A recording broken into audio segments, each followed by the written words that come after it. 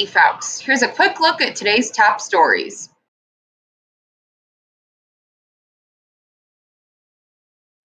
One new death announced by the State Department of Health Friday brought South Dakota's death toll from the coronavirus to 65. Total positive cases are now at 5,277, up 30 from Thursday.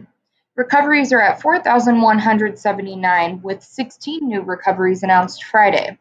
You can find the latest on COVID-19 in South Dakota on the coronavirus page online right now.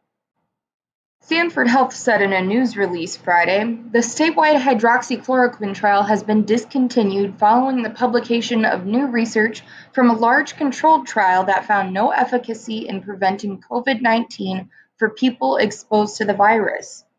The South Dakota statewide study was a collaboration among Sanford Health, Avera Health, and Monument Health, and sponsored by the state of South Dakota. If you live in Brown County, you took an early season hit of severe weather Thursday night. Strong winds knocked down trees and power lines all over. The Brown County emergency manager says an apartment building lost part of its roof and playground equipment was blown around. He says it's just one more thing going on during a busy time.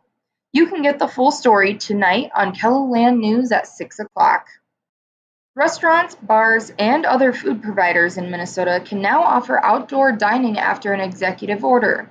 Ryan Sterling is taking advantage of the opportunity at his restaurant in Laverne. He'd like to be able to serve customers indoors, but that's not an option yet. In tonight's Eye on KELOLAND at 10 o'clock, we'll show how business owners are responding to the new option of outdoor dining.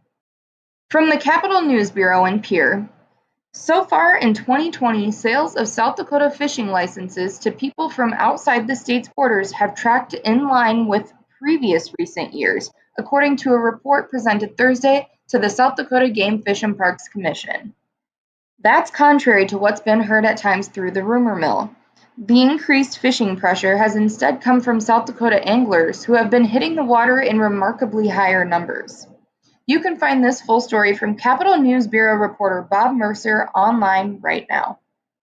Scroll down in the First at 4 story for a look at today's forecast from the KELOLAND Live Doppler HD Storm Center. That's First at 4 on this Friday afternoon. I'm Whitney Fouts. For the latest updates, download the KELOLAND News app.